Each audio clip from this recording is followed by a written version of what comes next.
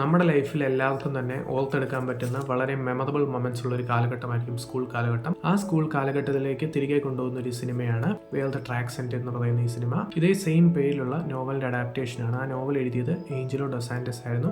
ഈ സിനിമയുടെ കഥ തുടങ്ങുന്നത് ഇക്കാൽ എന്ന് പറയുന്ന ഒരു കുട്ടിയുടെ പോയിന്റ് ഓഫ് വ്യൂ നിന്നാണ്. ഒരു ടൗണിൽ നിന്ന് വേറൊരു ടൗണിലേക്ക് മാറി താമസിക്കുന്ന ജീവിതമാണ് അദ്ദേഹത്തിൻ്റെത്. സോ അങ്ങനെയുള്ളൊരു കുട്ടിയുടെ പഠനമൊന്നും ശരിക്കും നടക്കുന്നില്ല. മിസ് ജോർജീന എന്ന് പറയുന്ന ടീച്ചർ അദ്ദേഹത്തിൻ്റെ ലൈഫിലേക്ക് കടന്നു വരുന്നു. സോ അപ്പം തൊട്ട് ആ ഒരു സിനിമ ഡെവലപ്പ് ആവുകയാണ്. അങ്ങനെയുള്ള സ്റ്റോറിയാണ് ഈ സിനിമ പറയുന്നത്. ഒരു ടീച്ചർ സ്റ്റുഡൻറ്റ് ബോണ്ടും ഫ്രണ്ട്ഷിപ്പും റിലേഷൻഷിപ്പും ഒക്കെ ഡീൽ ചെയ്യുന്ന ഒരു സിനിമയാണിത്.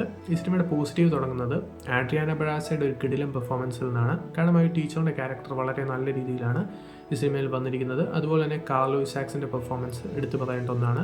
പിന്നെ പറയുകയാണെങ്കിൽ Fida Cruz, Memo Villegas, Fatima Molina എന്നിവരുടെ എല്ലാവരുടെയും പെർഫോമൻസ് നല്ലതായിരുന്നു. അതുപോലെ തന്നെ ഈ സിനിമയുടെ director Ernesto Contreras Impossible Things I Dream In Other Language എന്നീ സിനിമയ്ക്ക് ശേഷം ചെയ്യുന്ന സിനിമയാണ്. വളരെ നല്ലൊരു ഡയറക്ഷനും അതിലും നല്ലൊരു സ്ക്രീൻ പ്ലേ ഈ സിനിമയ്ക്കുണ്ട് എന്നുള്ളതാണ് ഈ സിനിമയുടെ പോസിറ്റീവ്. സിനിമയുടെ സ്ക്രീൻ പ്ലേ ചെയ്തിരിക്കുന്നത് ജാവിയർ പെനാലോസയാണ്. ഈ സിനിമയ്ക്ക് നല്ലൊരു സിനിമാറ്റോഗ്രഫി, നല്ലൊരു മ്യൂസിക്കും ഉണ്ട്. സിനിമയുടെ മ്യൂസിക് ചെയ്തിരിക്കുന്നത് ആൻഡ്രൂ സാൻകസും അതുപോലെ തന്നെ ഗസ് റൈസുമാണ്. സിനിമാറ്റോഗ്രഫി ചെയ്തിരിക്കുന്നത് ജുവാൻ പാബ്ലോ റെമിറസ് ആണ്. എല്ലാവരും മസ്റ്റ് വാച്ച് ആയിട്ട് കണ്ടിരിക്കേണ്ട ഒരു സിനിമയാണ്. കാരണം അത്രയും ഒരു ഹാർട്ട് വാമിംഗ് ഫീൽ നൽകുന്ന വളരെയധികം നല്ലൊരു സ്ക്രിപ്റ്റ് ഉള്ള ഒരു സിനിമയാണ്. നെറ്റ്ഫ്ലിക്സും വൂ ഫിലിംസുമാണ് ഈ സിനിമ പ്രൊഡ്യൂസ് ചെയ്തിരിക്കുന്നത്.